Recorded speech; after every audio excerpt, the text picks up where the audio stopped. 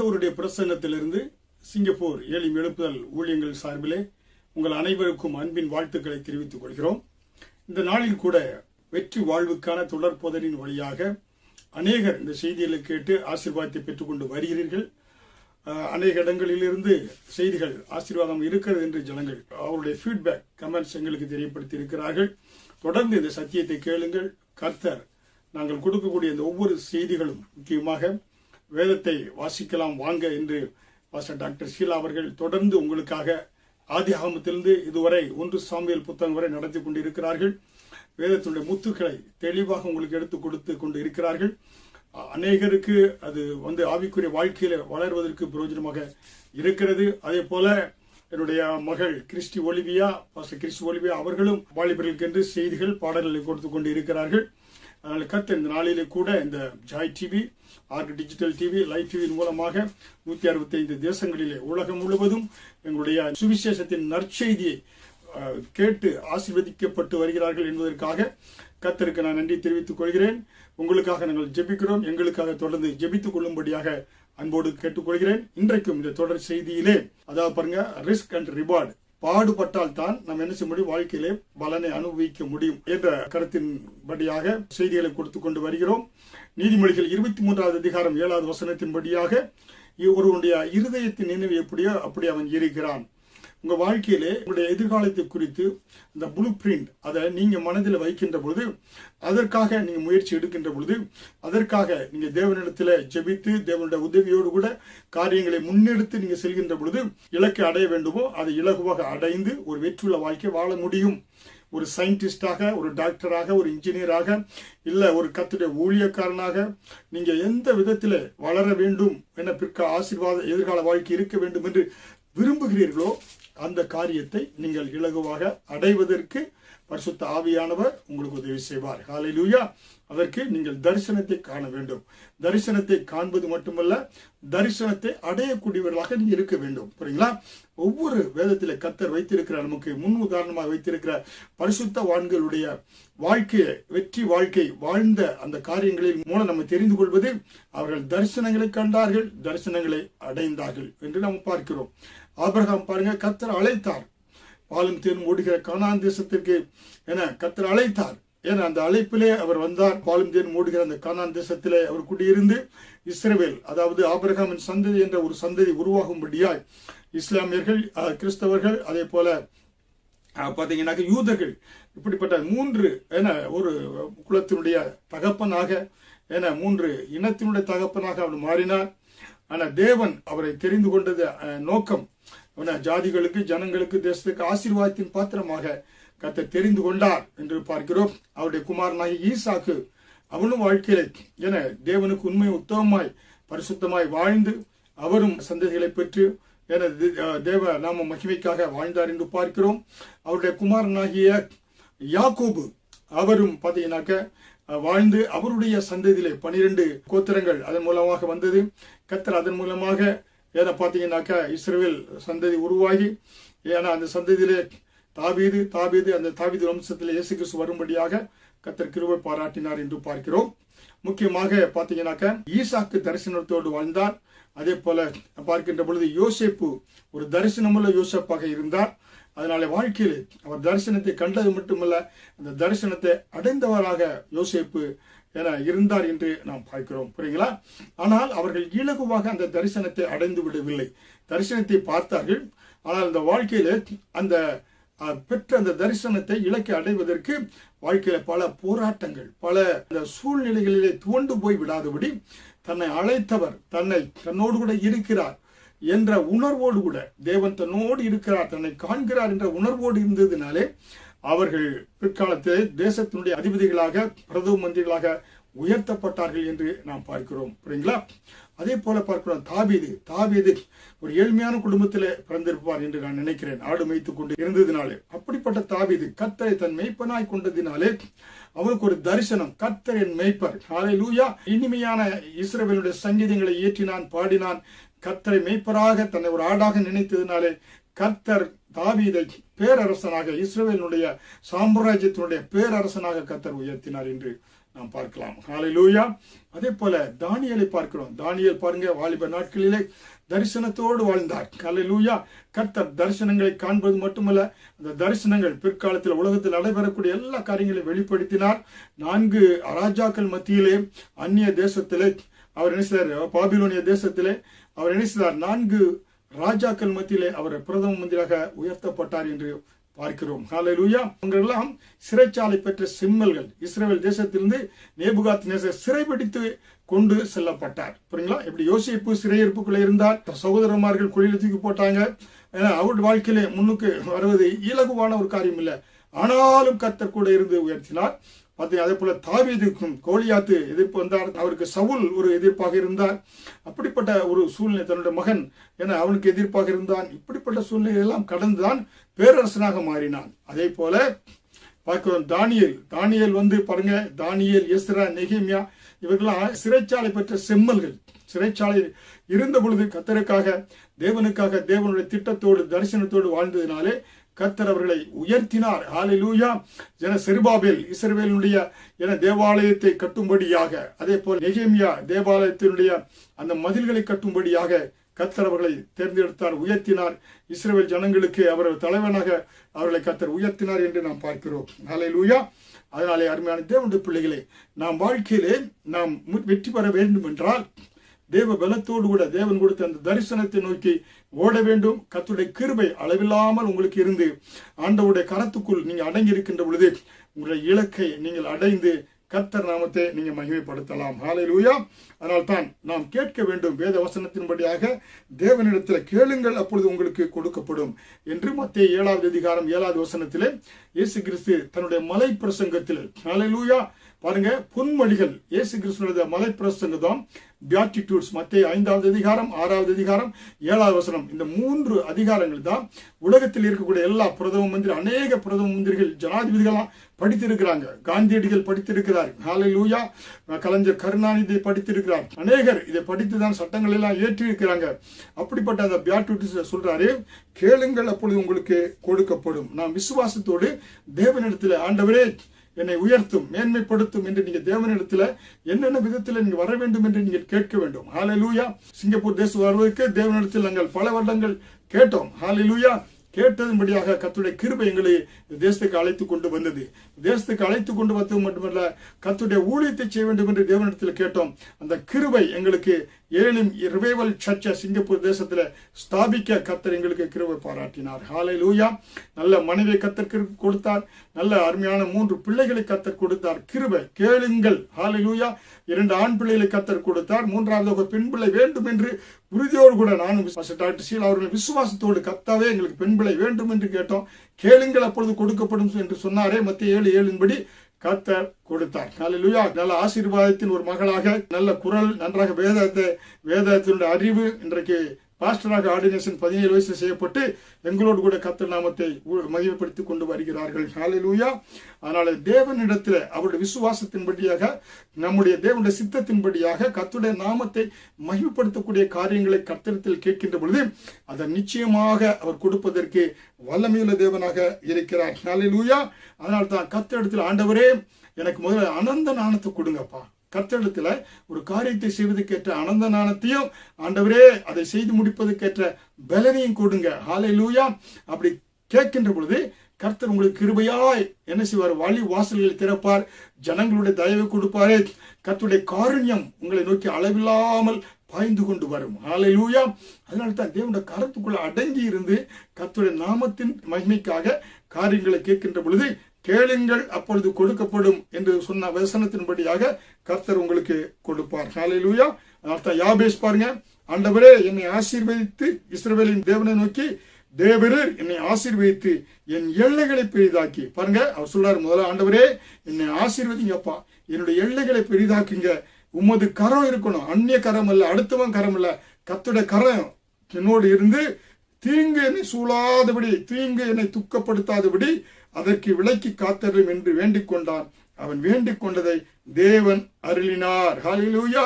இன்றைக்கு நீங்க கேட்கின்ற பொழுது, தேவனே என்னை ஆசீர்வதித்து என்னுடைய எல்லைகளை பெரிதாக்கும், ஆண்டவரே நம்முடைய கரம் என்னோடு இருக்கட்டும், தீங்கு, இந்த COVID-19 பெண்டமிக், அது எந்த விதத்தில் ஒமைக்ரானாக இருந்தாலும் சரி, டெல்டா வேரியண்டாக இருந்தாலும் சரி, எந்த தீங்கு உங்களை அணுகாதபடி கர்த்தர்களை விலக்கி காத்து உங்களையும் குடும்பத்தாரையும் பாதுகாத்து என ஆண்டவர் நீங்க வேண்டிக் கொண்டதின்படியே உங்களுக்கு செய்ய வல்லமையுள்ள தேவனாக இருக்கிறார் என்று 1 நாளாகவும் 4வது அதிகாரம் 10வது வசனத்தின்படி உங்கள் ஜெபத்திற்கு கர்த்தர் பதில் கொடுப்பார். ஹல்லேலூயா. அப்ப வேத வசனத்தின்படி நீங்க கேட்கணும். ஹல்லேலூயா.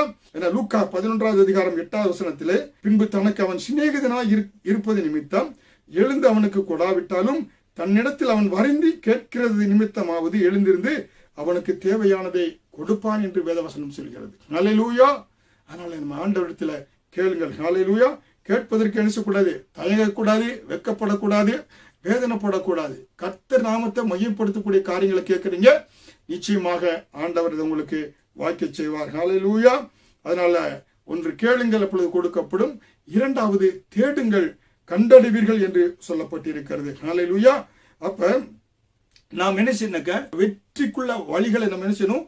தேட வேண்டும், கண்டுபிடிக்க வேண்டும். தேடி போய் என்ன செய்யணும்? கண்டுபிடிக்க வேண்டும். ஹல்லேலூயா. நல்ல நண்பர்கள் கூட திருச்சபைக்கு செல்லணும், நல்ல பழக்க வழக்கங்களை கற்றுக்கொள்ள, நல்ல ஆவிக்குரிய திருச்சபைக்கு சென்று கர்த்தருடைய வேத வசனங்களை கற்றுக்கொண்டு ஆவியில நீங்க வளரணும். அதே போல உங்களுடைய பொருளாதாரத்தில் வளரணும், அதே போல சரீர சுகத்தில் நீங்க வளர வேண்டும். ஹல்லேலூயா. அதனால்தான் உங்க வாழ்க்கையில நீங்க தேடணுங்க. ஹல்லேலூயா. நம்ம வீட்டுல உட்கார்ந்துக்கிட்டு எல்லா ஆசீர்வாதங்கள் வரும்னு சொல்லிட்டு ஆசீர்வாதங்கள் மடியில பொத்துன்னு வராது. நாம் என்ன செய்ய வேண்டும்? தேட வேண்டும். எப்படி தேட வேண்டும்?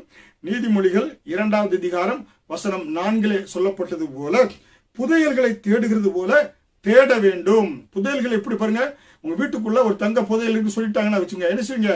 மம்பட்டி எடுத்து விட்டுவீங்க.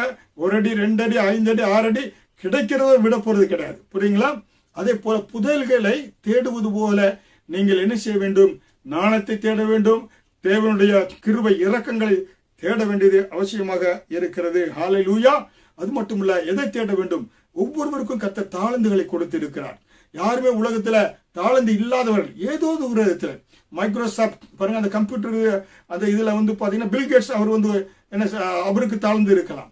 அதே போல நீச்சல்ல பாத்தீங்கன்னா ஒவ்வொருவருக்கும் தாளந்து இருக்கலாம். கூடைப்பந்தில மைக்கேல் ஜோர்டானுக்கு அவருக்கு தாளந்து இருக்கலாம். ஒவ்வொரு காரியத்திலும் ஒவ்வொருவருக்கு தாளந்து இருக்கலாம். புரியுங்களா?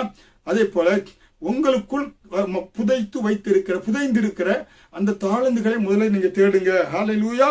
ஒவ்வொருவரும் கர்த்தர் கொடுத்திருப்பார். சிறு வயது முதற்கொண்டே ஒரு சிலருக்கு நன்றாக பாடுவதற்கு கர்த்தர் தாளந்து கொடுத்திருப்பார். ஒரு சிலருக்கு நன்றாக எழுதுவதற்கு கர்த்தர் தாளந்துகள் கொடுத்திருப்பார். ஒரு சிலருக்கு ஆண்டவர் என்ன செய்வார்? நன்றாக அவர்கள் பேசுவதற்கு கர்த்தர் தாளந்துகளை கொடுத்திருப்பார். ஒரு சிலர் நன்றாக மற்றவர்களிடத்தில் காரியங்களை சாதிப்பதற்கு ஏற்ற அந்த குரல் வளத்தை கொடுத்து கர்த்தர் அதன் மூலமாக காரியங்களை அவர்கள் சாதித்து விடுவார்கள். அப்படிப்பட்ட தாளந்துகளை, திறமைகளை கர்த்தர் கொடுத்திருப்பார். ஒரு சிலருக்கு கடின உழைப்புக்கான தாளந்துகளை கர்த்தர் கொடுத்திருப்பார். ஹல்லேலூயா. அதனால நீங்க என்ன செய்யணும்னாக்கா, லூக்கா 15வது அதிகாரம் 8வது வசனத்தின்படி, அன்றியும் ஒரு ஸ்திரீ 10 வெள்ளிக்காசை உடையவளாயிருந்து அதில் 1 வெள்ளிக்காசு காணாமற் போனால் விளக்கை குளித்து வீட்டை பெருக்கி அதை கண்டுபிடிக்கிற வரைக்கும் ஜாக்கிரதையாய் தேடாமல் இருப்பாளோ என்று சொல்கிறார் ஊமையாக. புரியுங்களா? இயேசு கிறிஸ்து. புரியுங்களா? ஏனென்றால் இஸ்ரவேல் தேசத்திலே திருமணத்துக்கு ஆயத்து செய்யப்பட்ட பிள்ளைகளுக்கு 10 வெள்ளிக்காசை கொடுப்பாங்க. ஆனா அந்த ஸ்திரீ 1 வெள்ளிக்காசு காணாம போச்சு. ஆனால் அதனால வெள்ளிக்காசு காணாம போச்சுன்னு சொல்லி விட்டு விடல. ஏன்னா அது திருமணத்தை தடை செய்து விடும். அதனால விளக்கை கொளுத்தி அதை பெருக்கி அதை எப்படியாக ஜாக்கிரதையோடு தேடி கண்டுபிடிக்கிறாளோ, அதே போல அருமையான தேவனுடைய பிள்ளைகளை, உங்க எதிர்கால வாழ்க்கையை காண்டி கர்த்தர் பூமியிலே ஒரே ஒரு வாழ்க்கையை நம்ம கொடுத்திருக்கிறார். அந்த வாழ்க்கை வெற்றியின் வாழ்க்கையாக, கர்த்தர் நாமத்தை மகிமைப்படுத்தக்கூடிய வாழ்க்கையாக வாழ வேண்டும் என்ற வாஞ்சோடு கூட தேடுங்கள். கர்த்தருடைய கிருபையை தேடுங்க, தாளந்துகளை தேடுங்க. ஹல்லேலூயா. வாய்ப்புகளை தேடுங்க, வழிகளை நீங்க தேட வேண்டும். அப்பொழுதுதான் வாழ்க்கையில வெற்றிக்குள்ளாக நீங்க வர வேண்டும். ஹல்லேலூயா. சாக்கு போக்கு சொல்லி கொண்டு வீட்டில் இருக்கக்கூடாது. நீங்க ஒரு ஸ்டெப் வச்சீங்கன்னா கர்த்தர் 10 அடி இறங்கி உங்களுக்காக வழி வாசல்களை திறக்கக்கூடியவராக இருக்கிறார். நீங்க அப்புறம் சாட்சி சொல்ல முடியும். பாருங்க, நான் முயற்சி செய்தேன், லேச முயற்சி செய்தேன், அப்புறம் கர்த்தர் போக போக என்ன செய்தாரு? வாசல்களை திறந்தார். புரியுங்களா? நம்ம வெளியே சொல்ற இரவுல சின்ன டார்ச் லைட், ஆனால் நீங்க வெளிச்சத்தை அடிச்சுட்டே போனீங்கன்னா அந்த 50 அடி இப்ப 60 அடியாக மாறும். ஏன்னா அப்புறம் போக போக 50 அடைஞ்சிட்டீங்கன்னா இன்னொரு 50 அடிக்கு அது என்ன வெளிச்சத்தை கொடுக்கும். அப்ப நம்ம என்ன செய்யணும்னாக்க, கர்த்தர் கொடுக்கிற அந்த வெளிச்சத்தில் முன்னேறி செல்ல வேண்டும். தேடும் போது பாருங்க, எடுத்தேன்னா 1ஆம் கிளாஸ்ல இருந்து நீங்க 10ஆம் கிளாஸ் வர முடியாது. 1ஆம் கிளாஸ் படிக்கிறீங்க, ஃபர்ஸ்ட் ஸ்டாண்டர்ட், செகண்ட் ஸ்டாண்டர்ட் படிக்கிறீங்க, அப்புறம் என்ன 5th ஸ்டாண்டர்ட் PSLE படிக்கிறீங்க, செகண்டரி ஸ்கூல் படிக்கிறீங்க, அப்ப யூனிவர்சிட்டி போறீங்க, அப்புறம் மாஸ்டர் டிகிரி படிக்கிறீங்க. இப்படித்தான் வாழ்க்கையில நீங்க தேடிக்கொண்டே இருக்க வேண்டும். எங்க சிங்கப்பூர் அரசாங்கம் அருமையான ஒரு அரசாங்கம். எல்லா மனிதர்களையும் வாழ்நாள் என கல்வி, வாழ்நாள் கற்றல், நீங்க 80 வயது 85 90 ஆனாலும் ஒவ்வொரு வருடமும் கற்றுக்கொள்வதற்கேற்ற வழி வாசல்களை, வாய்ப்புகளை அவங்க என்ன செய்யறாங்க, மக்களுக்கு உருவாக்கி கொடுக்கறாங்க. அதற்காக ஒவ்வொரு வருடமும் $500 கவர்மெண்ட் ஏன்னா ஃப்ரீயா கொடுக்கறாங்க. படிக்கக்கூடியவர்கள் நீங்க இந்த $500 உங்க படிப்புக்காக நீங்க செலவழித்துக் கொள்ளலாம் என்று சொல்லி. ஹல்லேலூயா. அப்படியாக நீங்க என்ன செய்யணும், வசதி வாய்ப்புகளை உருவாக்கி கொள்ள வேண்டும், தேட வேண்டும். நீங்க சாக்கு பூக்கு சொல்லி இருக்கக்கூடாது, வழிகள் இருக்கிறது. ஹல்லேலூயா. அது மட்டுமல்ல, தட்டுங்கள், அப்பொழுது திறக்கப்படும். ஹல்லேலூயா. என்பது சுலபமாக கிடைத்து விடுவது கிடையாது. ஹல்லேலூயா. திறந்த வாசலுக்குள்ள செல்வது போல அது அல்ல. ஹல்லேலூயா. அதனாலே ஆசைப்படுவது மட்டும் வெற்றிக்கு ஆதாரமாகாது. தடைகள் வரும், புரியுங்களா? அதை நம்மளுடைய வாழ்க்கையில தாண்ட வேண்டும். ஹல்லேலூயா. நான் சிங்கப்பூருக்கு வருகின்ற போது எவ்வளவு தடைகள் இருந்தது. அந்த தடைகளை தேவ பலத்தோடு கூட, ஜபத்தோடு கூட, மனைவி அவங்களுடைய ஆலோசனையோடு கூட, தகப்பனாருடைய பண உதவியோடு கூட நாங்கள் இந்த தடைகளை எல்லாம் தாண்டி இங்கே வந்தோம். கர்த்தர் இந்த தடைகளை தாண்டி ஆண்டவர் எங்களுக்காக வைத்திருந்த அந்த வெற்றியின் கனியை பறிப்பதற்கு பரிசுத்த ஆவியானவர் உதவி செய்தார் என்று பார்க்கிறோம். ஹல்லேலூயா. அதனால தடைகளை பார்த்து மலைத்து போய் விடக்கூடாது. ஹல்லேலூயா. நீங்க கடுகள விசுவாசமா இருந்தாலும் மலையை பார்த்து அப்பாலே போய் என்று சொல்லுகின்ற பொழுது அது என்ன பெயர்ந்து போகும் என்று வேதவசனம் நமக்கு சொல்லுகிறது. ஹல்லேலூயா. அப்படி என்றால் தேவனுடைய பிள்ளைகளே, தடைகளை தகர்த்தெறிய வேண்டும். ஹல்லேலூயா. ஏன்னா தடைகளை தகர்த்தெறியவர் உங்களோடு கூட இருக்கிறார். ஆமென். ஹல்லேலூயா. மிக 2வது அதிகாரத்தில் பார்க்கின்ற பொழுது தடைகளை தகர்த்து போடுகிறவர் உங்களுக்கு முன்பாக செல்கிறார் என்று வேதவசனம் சொல்கிறது.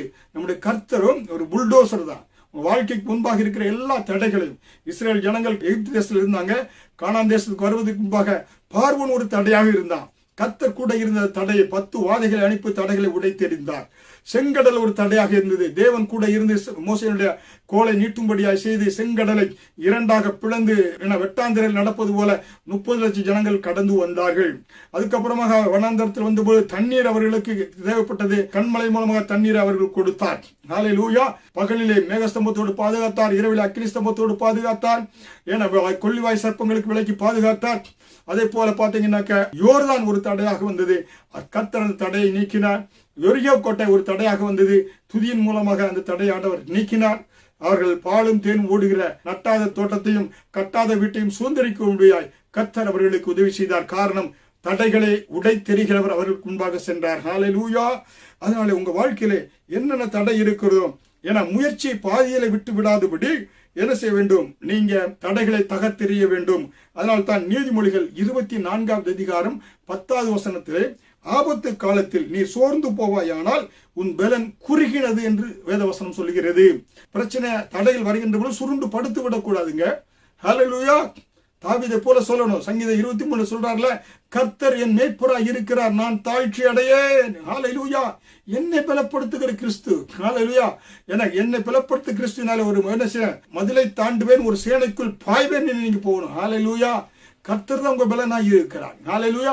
கர்த்தர் தான் உங்களுடைய அடித்தளமாய் இருக்கிறார். கர்த்தர் தான் உங்கள் ஆசீர்வாதத்தின் ஊற்றுக்காரனாய் இருக்கிறார். உங்களை உருவாக்கினவர், உங்களை உள்ளங்கையில் வரைந்தவர், உங்களை ஆண்டவர் உங்கள் வாழ்க்கையில் அவர் வைத்திருக்கிற திட்டங்களை நிச்சயமாக நிறைவேற்றி இந்த உலகத்தில் உங்களை ஏளனமாய் பேசிய ஜனங்கள் மத்தியில கர்த்தர் அவர்கள் வெட்கப்பட்டு போகும்படியாய் உயர்த்தி கனப்படுத்தி மேன்மைப்படுத்துவார். நீங்க தலை நிமிர்ந்து நடப்பீங்க. ஹல்லேலூயா.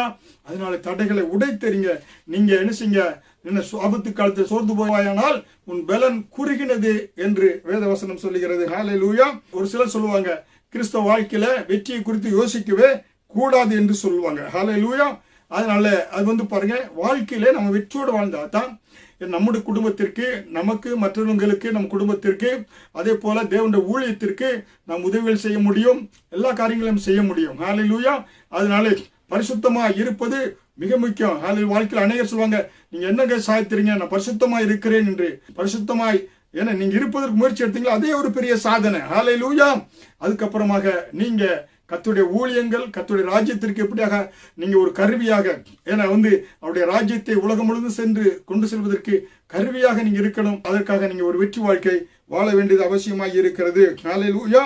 அதனால் தான் கர்த்தர் என்ன செய்யறார்? தடைகளை உடைத்தெறிந்து கர்த்தர் உன்னை வாளாக்காமல் தலையாக்குவார், நீ கீழாகாமல் மேலாவாய் என்று உபாகமம் 28வது அதிகாரம் 14வது வசனத்தின்படியாக, அந்த வாக்கின்படியாக கர்த்தர் உங்களை உயர்த்துவார், மேன்மைப்படுத்துவார். ஹல்லேலூயா. நீங்க கேளுங்கள் அப்பொழுது கொடுக்கப்படும் என்று சொன்னது போல, அதே போல தேடுங்கள் அப்பொழுது கண்டடைவீர்கள் என்று சொன்னது போல, அதே போல தட்டுங்கள் அப்பொழுது உங்களுக்கு திறக்கப்படும் என்று சொன்னது போல, நாம் என்ன செய்யணும்?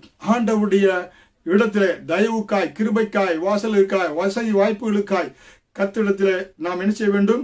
கேட்க வேண்டும், தேட வேண்டும், தட்ட வேண்டும். ஹல்லேலூயா.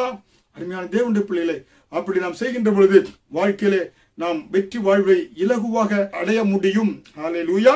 அடுத்ததாக பார்க்கின்ற பொழுது 1 கொரிந்தியர் 10வது அதிகாரம் வசனம் 13 தேவன் உண்மையுள்ளவராய் இருக்கிறார், உங்கள் திராணிக்கு மேலாக நீங்கள் சோதிக்கப்படுவதற்கு அவர் இடம் கொடாமல் சோதனையை தாங்கத்தக்கதாக சோதனையோடு கூட அதற்கு தப்பித்துக் கொள்ளும்படியான போக்கையும் உண்டாக்குவார். ஹல்லேலூயா. சோதனைகள் போராட்டம் வரும்போது சோர்ந்து போய் அவ்வளவுதான், இதுல முன்னேறி வர முடியாதுன்னு சொல்லிட்டு அநேகர் என்ன தற்கொலை பண்ணிக்கிறாங்க, ஏன்னா தூக்கு போட்டுக்கிறாங்க, இல்ல விஷ மருந்து சாப்பிடுறாங்க.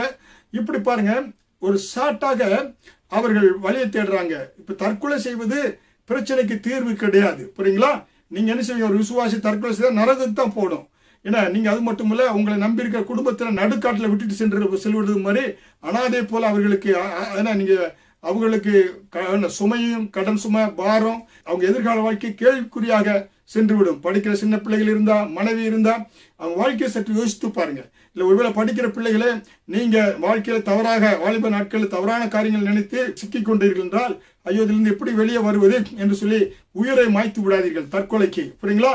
தவறாக சென்று விட்டீங்கன்னா, வாலிபரே உன் சிருஷ்டிகரை நினை, உன் வாலிப பிரயாயத்திலே உன் சிருஷ்டிகரை நினை என்று பிரசங்கி 12:1 சொல்லப்பட்ட போல கிறிஸ்துவுக்குள்ளாக விடுங்க. கிறிஸ்துவை நோக்கி பாருங்க. அவர் உங்க வாழ்க்கை நெறிந்த நாணலை முறியாதவர், மங்கி எரிகிற திரியை அணையாத தேவன் நம்முடைய தேவன். அவர் உங்க வாழ்க்கையை பிரகாசமாக மாற்றக்கூடியவர். ஹல்லேலூயா. அதனால வாழ்க்கையில ஏன்னா தோல்வியே நடைபெறக்கூடாது, தோல்வி வந்துச்சுன்னா வாழ்க்கையை போர்ச்சின்னு நினைக்க கூடாது. வாழ்க்கையில் தோல்வியே அடையாத மனிதர்கள் கிடையாது. புரியுங்களா? அதனால தேவன் எப்படிப்பட்டவராய் இருக்கிறார்? உண்மையுள்ளவராய் இருக்கிறார். உங்களை உயர்த்துவதற்கு, உங்கள் திராணிக்கு மேலாக நீங்கள் சோதிக்கப்படுவதற்கு அவர் இடம் கொடுக்க மாட்டார். சோதனையை தாங்கத்தக்கதாக சோதனையோடு கூட அதற்கு தப்பித்துக் கொள்ளும்படியான போக்கையும் உண்டாக்கக்கூடியவர் நம்முடைய ஆண்டவர். ஹல்லேலூயா. அதனால உலகத்திலே சொல்லுவோம், ஐயோ எனக்கு மாதிரி யார் சொன்ன, உங்களை காட்டில் எத்தனையோ இந்த 2000 வருடங்களாக மனித குலத்துல இருந்த பூமியில் இருக்கிற இயேசு கிறிஸ்துக்கு அப்புறம் அதுக்கு முன்பாக 4000 வருடங்களாக இருக்கிற இந்த உலகத்தில் எல்லா ஜனங்களும் சோதனை வந்தது. ஆபிரகாமுக்கு சோதனை வந்தது, ஆதாமுக்கு சோதனை வந்தது. புரியுங்களா? சோதனை தப்பித்துக் கொள்ள போக்கை கர்த்தர் உண்டாக்கக்கூடியவராக இருக்கிறார். ஹல்லேலூயா. அன்றைக்கு பாருங்க, இஸ்ரவேல் நாட்டிற்கு ஏன்னா பெலிஸ்தீன் ஆகிய கோலியாத் ஒரு சவால் விட்டு கொண்டிருந்தான். அவன் என்ன சொன்னா, நாம் ஒருவரோடு ஒருவர் யுத்தம் பண்ண ஒருவனை விடுங்கள் என்று சொல்லி அன்றைக்கு இஸ்ரவேல் ஜனங்களை பார்த்து சவால் விட்டு கொண்டிருந்தான். ராஜாவாகிய சவுல் இடத்துல சவால் விட்டான், இஸ்ரவேல் ராணுவத்தை நோக்கி சவால் விட்டான் என்று பார்க்கிறோம். ஹல்லேலூயா. இஸ்ரேலில் ஒரு ராணுவ வீரன் கூட எதிர்த்து நிற்பதற்கு முன் வர இல்லையா என்று சவால் விட்டான். புரியுங்களா? அப்பொழுது ராஜாவாகிய சவுல் என்ன செய்தாரு? இந்த பெலிஸ்தீனாகிய கோலியாத்தை முறியடிப்பவனை ராஜாவாக முடிசூட்டுவே, அவனுக்கு என்னுடைய மகளை கொடுப்பேன், அது மட்டுமல்ல அவங்க குடும்பம் எல்லாருக்கும், பெற்றோர் எல்லாருக்கும் டாக்ஸ் ஃப்ரீ, வரி கட்ட வேண்டியதே கிடையாதுங்க. 3 காரியங்களை ஏன்னா ராஜாவாகிய சவுல் அறிவித்தான். 1, கோலியாத்தை மேற்கொள்ளுவதற்கு ராஜாவாக அவன் செய்வான், முடிசூட்டப்படுவான். 2வது, ராஜாவினுடைய மகளை திருமணம் முடிக்கலாம். 3வதாக அவருடைய ஃபேமிலி, பெற்றோர் எல்லாருக்கும் டாக்ஸ் ஃப்ரீ, வரி கட்ட வேண்டியதே கிடையாது, என மானியம் அவர்களுக்கு கொடுக்கப்படும் என்று அவன் சொன்னான். புரியுங்களா? அப்ப இஸ்ரவேல் ஜனங்களுக்கெல்லாம் ஒரு பெரிய சவால், ஒரு போராட்டம், வாழ்க்கையில ரிஸ்க் இருந்தது. புரியுங்களா? எல்லாம் ராஜாவாகிய சவுலுக்கு ஒரு ரிஸ்க் இருந்தது. ஹல்லேலூயா. அந்த ரஸ்கை போல நினைத்து தாவீது அதை நினைத்ததுனாலே தாவீதுக்கு ரிவார்டு கிடைச்சதுங்க. ரஸ்காக அவன் நினைத்தான், அதனால அவனுக்கு ரிவார்டு கிடைத்தது என்று பார்க்கிறோம். யாருக்கு? தாவீதுக்கு. ஹல்லேலூயா. அதனால பார்க்கிறோம். அப்ப வாழ்க்கையில சவால்கள் வருவது என்ன? உங்களை முடிசூட்டப்படுவதற்காக, உங்களை உயர்த்துவதற்காக, உங்க வாழ்க்கையில மேன்மை வருவதற்காக உங்க வாழ்க்கையில சவால்கள் வருகிறது. ஹல்லேலூயா. பாருங்க, படிக்கின்ற பொழுது எக்ஸாமினேஷன் தேர்வு நமக்கு வைக்கிறாங்க. அது நமக்கு சவாலாக இருக்கிறது. தேர்வை நன்றாக படித்து வெற்றி பெற்றீங்கன்னாக்க டாக்டராகவோ இன்ஜினியராகவோ சயின்டிஸ்டாகவோ நீங்கள் விரும்புகிற காரியத்தில் நீங்க முன்னேறி வர முடியும். ஹல்லேலூயா.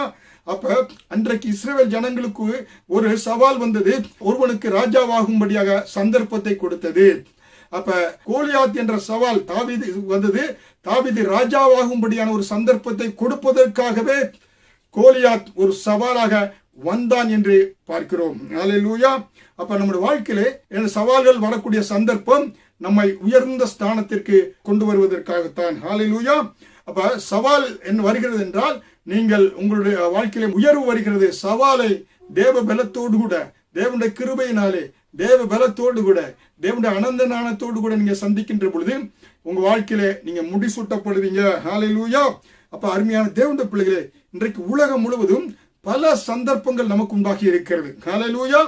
தாவீதுக்கு கோலியாத்தை போல இன்றைக்கு அருமையான பிள்ளைகளே, உங்களுக்கு முன்பாக படிக்கிற பிள்ளைகளே, உங்களுக்கு முன்பாக எதிர்கால வாழ்க்கை, படிப்பு, ஏன்னா எதிர்கால வாழ்க்கை, வேலை எல்லாம் நன்றாக செய்தீர்கள் என்றால் நன்றான உயர்ந்த வேலைக்கு நீங்க செல்ல முடியும். அந்த சந்தர்ப்பங்கள் எல்லாம் காத்து கொண்டிருக்கிறது, பரிசுகள் எல்லாம் காத்து கொண்டு இருக்கிறது. ஹல்லேலூயா. அப்ப இந்த ஒவ்வொரு பிரச்சனையும் சந்தித்து முன்னேறுகின்ற பொழுது அந்த பரிசுகளை, வாய்ப்புகளை நாம் என்ன செய்ய சுதந்திரித்துக் கொள்ள முடியும். ஹல்லேலூயா. அருமையான தேவனுடைய பிள்ளைகளே, அதனால்தான் உங்க வாழ்க்கையில இருக்கக்கூடிய அந்த ரிஸ்க நீங்க தேவ பலத்தோடு சந்திக்கின்ற பொழுது, நீங்க என்ன செய்ய அதுல தேவ பலத்தோடு சந்திக்கின்ற பொழுது உங்களுக்கு ரிவார்டு கிடைக்கக்கூடியதாக இருக்கும். ஹல்லேலூயா.